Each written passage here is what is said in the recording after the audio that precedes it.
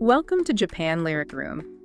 In this show, we take our time to truly savor the lyrics of Japanese songs, bringing you the hidden meanings behind the phrases and the unique cultural backgrounds in an easy-to-understand way. And I am so incredibly looking forward to today's lyric analysis. Yeah, me too. We are focusing on a track that has really, resonated with audiences all over the globe. We are going to explore Bluebird by Ikimonogakari, which was released in 2008. It is just a phenomenal piece of music, and understanding its context is, well, it's absolutely essential for anyone listening to it. Right.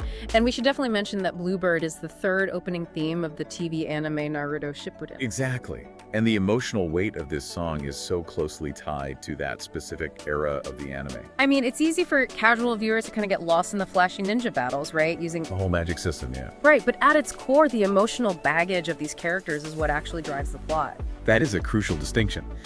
On the surface, Naruto Shippuden is this action-packed ninja saga. But deep down, it is a deeply layered story, heavily inspired by Asian folklore. Oh, absolutely. It is a world entirely built around intense themes of friendship, the devastation of betrayal, revenge, and these intricate, often very painful familial bonds. Yeah, Naruto is really fighting against a remarkably harsh fate. He is, and this song perfectly overlaps with his journey. It represents his flight of the heart, using all this vivid imagery of the sky, light, windows, and wind to illustrate an internal emotional struggle. So for you listening right now, wherever you happen to be, we invite you to settle in and just get comfortable. We are going to take you on a calm, gentle journey through the lyrics of this song. Going right through the emotional arc in chronological order. Exactly. I will read the English translation for the key lines, and then we'll unpack the cultural nuance and the specific linguistic choices that give the song its power. Sounds perfect. Let's begin with the opening line, which translates to, "If I spread my wings and take flight, tell me that I shall never return." What is the cultural nuance there? If I spread my wings and take flight, tell me that I shall never return.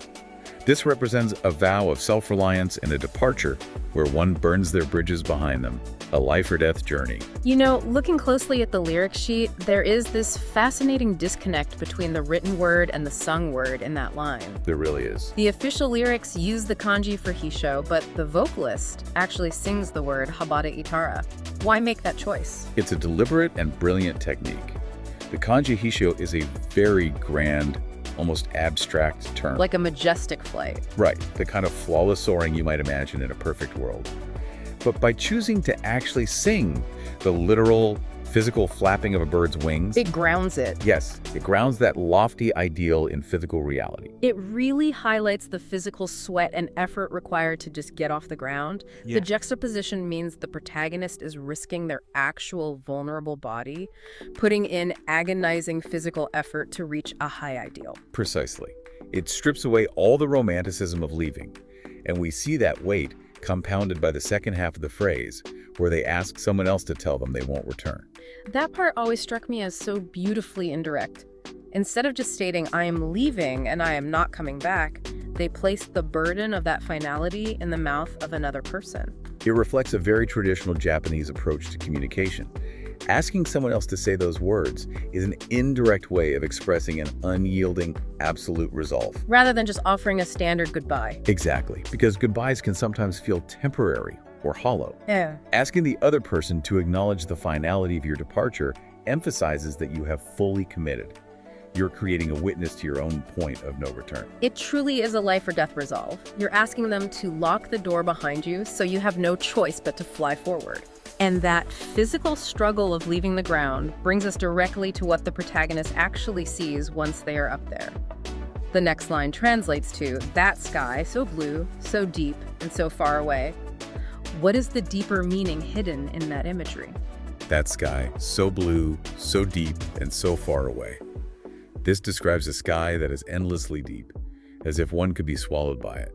It is not just a landscape, but a symbol of the far-off future that the immature protagonist must aim for. English doesn't really capture the nuance here, does it?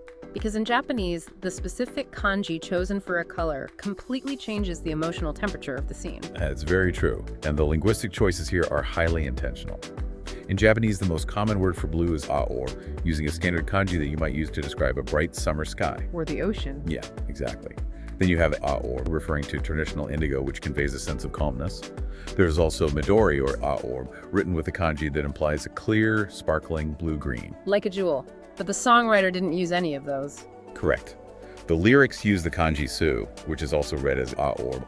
This particular character implies a blue that is dark, deep, quiet, and cold. Wow. It carries a deeply mystical and literary weight to it. It completely shifts the atmosphere. It isn't a cheerful, welcoming expanse. It is that deep, almost intimidating void of the atmosphere where the light hasn't quite reached yet. By choosing this specific kanji, the sky ceases to be mere weather. It becomes a reflection of the protagonist's own internal state. Because they are young and immature. Right. Looking up at this quiet, cold, daunting expanse forces them to realize just how terrifyingly far away their future really is.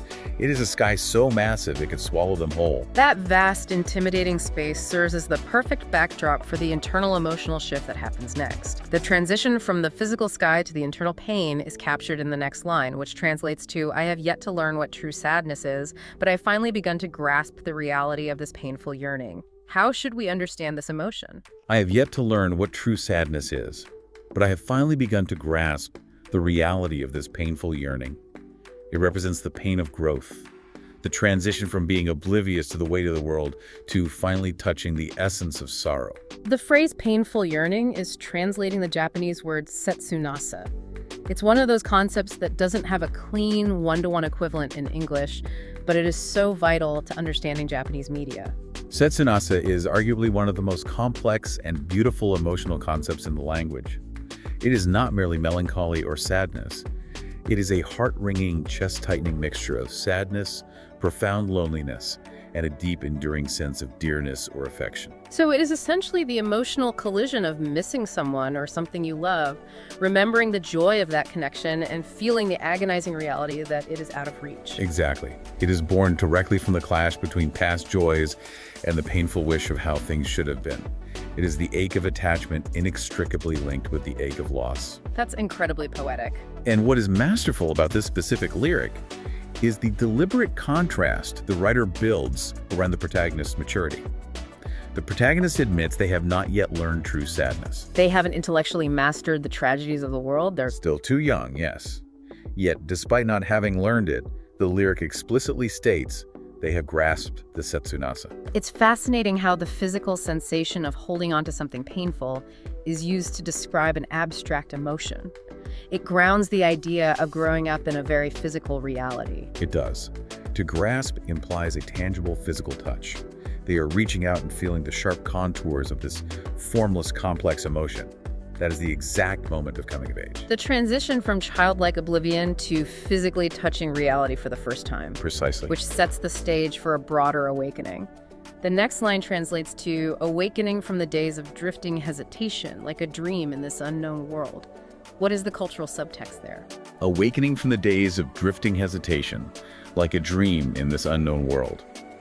It's a resolve to wake up from the ambiguous, dreamlike days when one did not know where to go. I think this line contains one of the most brilliant visual secrets in the entire song. If you are just listening to the audio, you hear the word yume, which is universally known as dream. Right. But reading the lyrics on the page reveals an entirely different layer of meaning. This is a perfect example of a visual trick unique to the written Japanese language. Ordinarily, yume is written with a standard single kanji. Yeah. Here, however, the songwriter has substituted two entirely different kanji that are forcefully read together as yu, mei. Okay, what are they? The first kanji is yu, which means to drift, wander, or play without direction. The second kanji is mei, which translates to hesitation, being lost, or straying from the proper path. So visually, the dream they're waking up from isn't a peaceful slumber. The characters literally spell out wandering and being lost. It completely reframes the concept of a dream. In the context of the anime, and of youth in general, the protagonist isn't just getting out of bed. They've been trapped in an ambiguous haze, a period of uncertain wandering where they lacked purpose. It perfectly captures that feeling of a quarter-life crisis, where you are just drifting through days without an anchor. Snapping out of that state isn't just waking up, it is a profound, fundamental shift in identity. Exactly. Waking up here represents the moment they shed their hesitation to finally become an adult. And in Naruto's case, a true ninja with a clear, undeniable path. Yes, the dream was actually a state of stagnation, and leaving it behind requires a forceful break. Which flows seamlessly into the outward manifestation of that internal break. The next phrase translates to, with a violent sound as if it had finally lost all patience, the rusted old window shattered. Could you unpack the nuances of that imagery? With a violent sound, as if it had finally lost all patience, the rusted old window shattered. This description marks the final break from the past that once confined the self. The phrase lost all patience comes from the Japanese idiom isobotukasu. How does that idiom function in this context? Isowotukasu is a specific phrase meaning to completely lose your affection, trust, or patience with someone's behavior. It is the feeling of being utterly fed up. Yeah. What makes its use here so compelling is the personification. Treating the window like a person. Exactly. The window is an inanimate object, but the lyric treats it as if it possesses its own agency and emotions. The window itself grew so profoundly tired of the protagonist's endless hesitation and wandering that it lost its patience and violently shattered on its own accord. That personification is incredible. It is almost like when a piece of old technology, like a laptop you've had for a decade, finally just gives out in the middle of a task. Like the machine itself decided it was done waiting for you to upgrade. Yeah, exactly. And the lyric specifically describes the window as rusted, using the word saberetta. Yes. Saberetta implies something that is heavily corroded, oxidized, and physically deteriorated over a long period of neglect. This rusted window represents the boundary of the protagonist's old, stagnant self. It is archaic, it is useless, and it has been keeping them confined. Because the shell is so rusted and stubborn, it can't just be opened gently to let in a warm breeze. Not at all. The break has to be accompanied by a violent sound. It requires a dramatic, noisy, and forceful destruction of the past to achieve true liberation. You cannot quietly step into your destiny when you have been paralyzed for so long. The barrier, the old self, must violently break away to allow for movement. And once that barrier is gone, the protagonist experiences a massive rush of energy, which brings us to the next line. The translation is, entrusting my breath to resonate with the throbbing beat of my heart. What does this represent? Entrusting my breath to resonate with the throbbing beat of my heart. It is the sensation of becoming the pulse of life itself by surrendering one's conscious breathing to the natural surge of the heart. The tension in this line really revolves around the phrase takanaru kodo, which translates to the throbbing beat. It feels like it carries much more physiological weight than just a fast pulse. It absolutely does. Takanaru kodo describes a heart that is beating fast and hard, specifically due to an intense emotional spike. It could be overwhelming excitement, high expectation, or even deep primal fear. For that autonomic reaction? Yes, when your emotions completely hijack your physical body and your chest is pounding in a way that is entirely out of your conscious control. Which stands in direct contrast to the breath. Breathing is something we can consciously regulate. But the lyric employs another fascinating kanji trick here regarding how the protagonist handles that breath. It is a beautiful collision of scientific terminology and philosophical surrender. The lyric is written with the word kiyome, which is a scientific term meaning resonance, the phenomenon where objects vibrate at the same frequency and sync up. Right, resonance. However, instead of singing the word for resonance, the vocalist sings azukete, which means to entrust or to surrender. So synthesizing those ideas, you have your breath, which you have the power to control, and your wild, pounding heart, which you cannot control. Right. Instead of trying to force your heart to calm down, you take your controllable breath and completely entrust it to the wild rhythm of your heartbeat. Precisely. You are consciously giving up control. You are choosing to sync with the raw, natural flow of your own life force. By surrendering to that profound internal resonance, you tap into a powerful unknown strength. Finding your power by surrendering to the wildness of your own heart, it is a stunning realization. It really is. It reflects a deeply philosophical approach to personal power. And that internal surrender prepares the protagonist for the final external force acting upon them. The final lyric translates to, "What beckons me is that voice from far, far away, a destiny I cannot resist." What is the cultural subtext there? What beckons me is that voice from far, far away, a destiny I cannot resist. This is a response to an irresistible force, a feeling of being pulled in by fate, rather than moving by one's own will. The nuance of this line really hinges on the concept of being beckoned or invited. The Japanese language offers very different ways to express that action, depending on the gravity of the invitation. That is correct. If you are extending a casual invitation, perhaps asking a friend to go for a drive or inviting a colleague to dinner, you would use the word sasu. It implies a choice. Yes, the invited party can easily decline. The lyric, however, deliberately uses the word izanao. And izana carries a much heavier, almost mystical weight. Very much so. It is a literary, highly poetic term. Izanao doesn't just mean to invite, it means to be drawn in by an irresistible gravitational pull. When a voice izanao or beckons you, it indicates that you are being compelled by a fateful destination that exists far beyond the boundaries of your own willpower. Declining is not an option. Exactly. So tracing the entire journey, the protagonist has shattered the rusted, stagnant window of their youth. They have surrendered their conscious breath to the wild, pounding rhythm of their heart, and they are flying out into that terrifyingly deep, cold, blue sky. And they are doing all of this not because they casually decided to take a trip, but because destiny itself is physically pulling them forward. That is the complete narrative arc meticulously hidden within these words. Taking the time to do this kind of in-depth exploration completely transforms the experience of the music. Could you bring all these linguistic and thematic pieces together for us? I would be glad to. Bluebird serves as a masterclass in utilizing the Japanese blank space, the profound, unsaid nuances embedded within the language itself.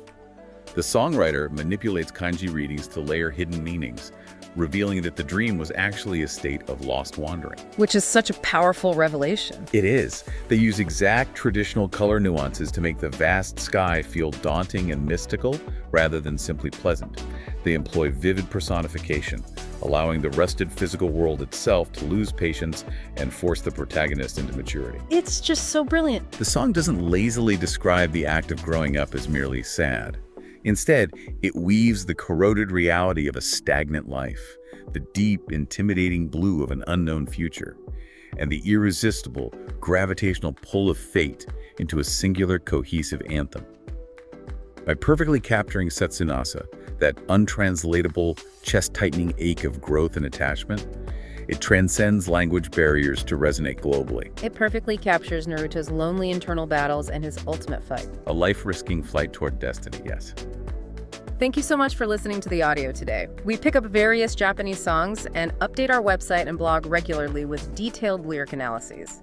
If you want to savor the lyrics even more deeply, please check the link in the description to visit our website. There's always more to uncover. Definitely. If you enjoyed the show, please subscribe to the channel. Also, if you have any thoughts or requests for songs you'd like us to cover, let us know in the comments. Think about the rusted windows in your own life right now. If one were to finally lose patience and shatter, what kind of deep blue sky would it reveal for you? We'll see you next time. This has been Japan Lyric Room.